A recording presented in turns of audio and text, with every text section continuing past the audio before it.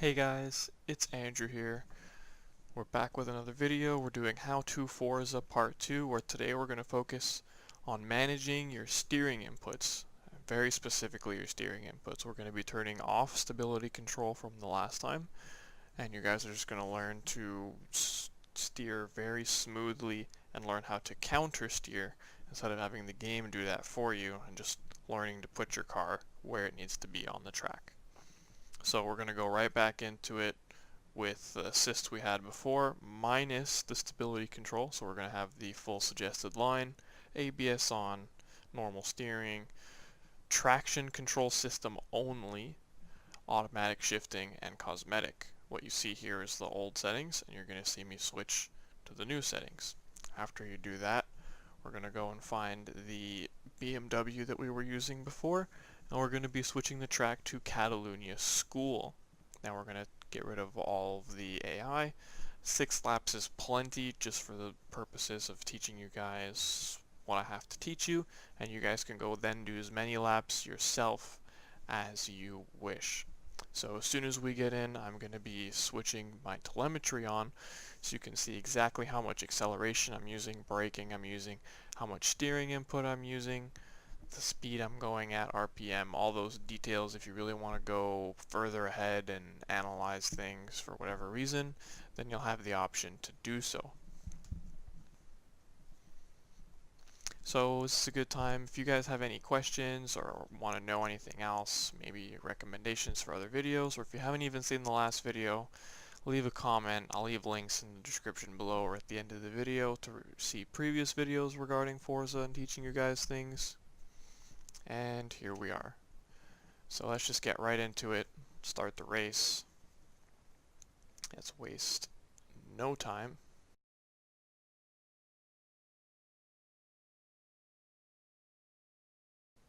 And go. So, off we go. Now there's my telemetry, so you can see exactly the speed I'm going, the gear I'm going. You can see my throttle. You can see my brakes. You can see my steering. You'll also notice that I don't touch the handbrake at all. The only reason the clutch goes from 100 to 0 is because the game is in automatic right now, so it is shifting for you.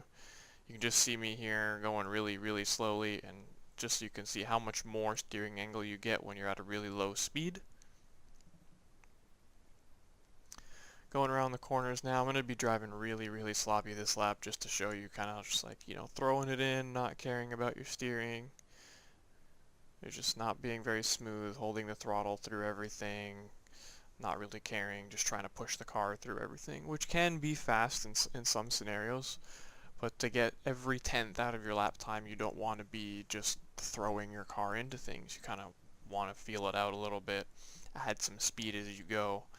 So into this corner, we're going to brake perfectly, we're going to turn into the apex, hit the gas, smoothly steer out of the corner, and carry on. And that's every video I'm going to stress that is brake, turn, apex, accelerate.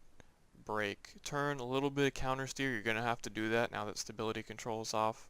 Hit the apex and accelerate. Right there, I hit that curb intentionally because that curb is very slippery. So that's what I mean when you want to place your car and add speed slowly. You really want to hit that curb properly with not too much steering going on or you're going to spin, and then that's going to have to lead you to correcting what's going on. And with stability control on as you raced before, or if you still have that on now, you're going to realize that you won't have to do as much work to stop your car from spinning like that. It'll keep your car stable, it'll keep it under control and planted, and that kind of slows you down because it kind of hits the brakes a little bit and it kind of controls the way your car is going, and you want your car to be exactly where you want it to be, not where the game's putting it to keep it under control. At that corner that just passed there, I just kind of tossed it into the corner. With stability control, that wouldn't have happened as severely. It kind of would have caught you a bit and you would have been able to straighten it out a little easier while even on the throttle, which I was. And you will see me kind of just hit the brakes, throw it in, hit the gas. If you see me feathering the gas like that, That's a very good technique if you want to carry as much speed as you can, but you kind of overshot the corner a little bit.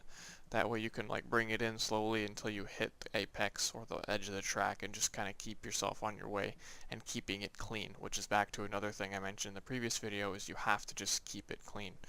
Don't focus on how fast you're going, just focus on keeping it clean, and speed will come after every lap. So brake, apex, hit the apex a little early there, accelerate out, a little bit of counter steer. If you see the car turning in a little bit too much and you kind of can see that it might slide, then you're going to want to put a little bit of opposite steering in there to straighten it out. Just really quick flick back and forth one time, just get it under control, or more if you know you're really starting to lose the car.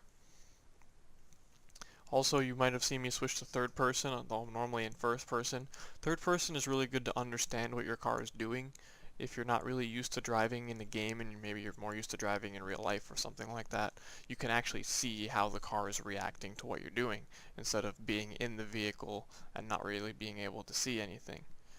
With that being said, you may be able to sense the motion of the vehicle while you're driving it more in the cockpit view, because you're more used to that seating position in real life. If say you're used to driving just like a regular car, just to get a sense of like how the car is moving, because if you're really new to driving as a whole or don't drive too seriously in any other way other than a video game, then it really helps to know what the car is doing.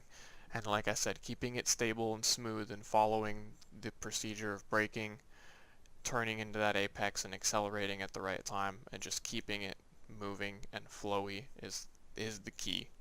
And this video may not be too different or feel too different from when you were driving the same thing from the first time, but you will notice that it will slide out on you a bit more, and just getting to grips with that mechanism of you having to control that yourself is the answer here. In the next video, we will be moving to a faster vehicle. We will be upgrading the Catalunya track to the Grand Prix version, which has some more corners, just to keep it familiar but still have some more technicality to it. And that's when you're really going to start to see that the stability control not being there is really a lot more difficult on cars that aren't the slower cars in the game. And doing the braking at the right time and hitting the apex and keeping the car where you want it is going to get harder with faster vehicles. In the next video, we will also be learning how to use manual transmission without a clutch. So you're going to have to learn when to shift up, when to shift down, and how that works, on top of driving a faster vehicle with the assist settings that you've currently been using. So hopefully you guys enjoyed. That's everything I have for today, and I will see you guys in the next video.